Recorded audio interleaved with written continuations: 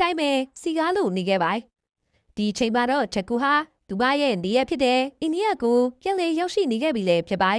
ဒါပေမဲ့ဝန်နေစရာကောင်းတာကတော့သူမရဲ့ဖခင်ဖြစ်သူဟာဆာဖရက်ရဲ့ကိစ္စနဲ့ပတ်သက်တဲ့အထင်မြင်လွဲမှုတွေကြောင့်ချက်ကူကိုအိမ်ထဲကိုပြန်လည်ဝင်ခွင့်မပြုဘဲလက်မခံခဲ့တာလေဖြစ်ပါဒါကြောင့်ပဲချက်ကူဟာအိမ်ကိုပြန်မနေတော့ပဲနယူးဒေလီမြို့မှာပဲသတင်းဌာနတစ်ခုမှာအလုပ်ဝင်ပြီးကိုချရောက်ပေါ်ကိုရက်တည်နေခဲ့ပါသူမဟာဘနက်ခင်းတိုင်းမူးမြေထားစီပြီးရုံတက်ရလေးရှိပြီးတတိပါတော့သူမရဲ့လူဖို့ခိုင်ပတ်တငယ်ချင်းတယောက်နဲ့အတူယထာဖို့ပါစကားပြောဆိုရင်းလိုက်ပါလာခဲ့ပါ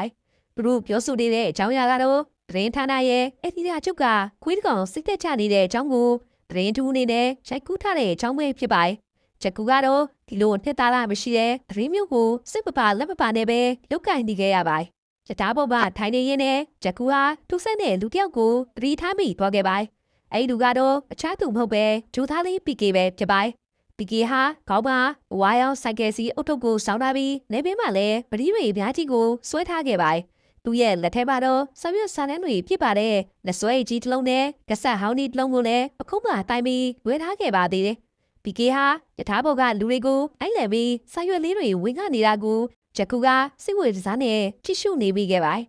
ပီကေဟာဂျကူတို့ရှေကိုရောက်ရှိလာခဲ့တဲ့ခါမှလည်းဆရွက်လေးတွေကိုကပ်ပြီးခဲ့ပြီးအခြားလူတွေကိုဆက်ဝေဖို့ထွက်သွားခဲ့ပါဂျကူဟာပီကေပေးသွားတဲ့ဆရွက်လေးကိုကြည့်လိုက်တဲ့အခါမှာတော့အိုးတော့ခဲ့ရပါ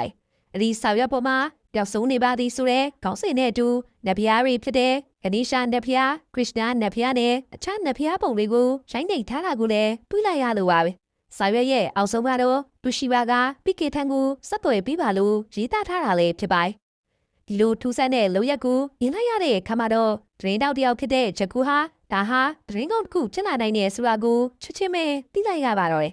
ဒါကြောင့်သူမဟာဓာတ်ပေါ်ကနေဆင်းသွားခဲ့တဲ့ပီကေရဲ့နောက်ကိုမဆိုင်မတော်ပဲလိုက်ပါသွားခဲ့ပါ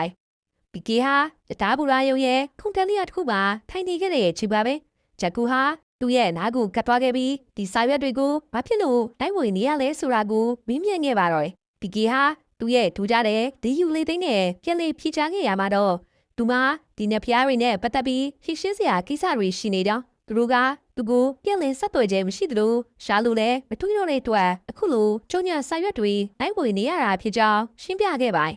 ဂျကူကဘာဖြစ်လို့ခေါင်းပါအုတ်ထုကြီးစောင်းထားရတာလဲလို့ထပ်မံမီးပြခဲ့တဲ့ခါမှာတော့ပီကေကလူတွေအများကြီးခြားထဲမှာဖျားသခင်ကသူ့ကိုအလွယ်တကူညှိထွေးတန်အောင်လို့အဝါရောင်အုတ်ထုကိုစောင်းထားရ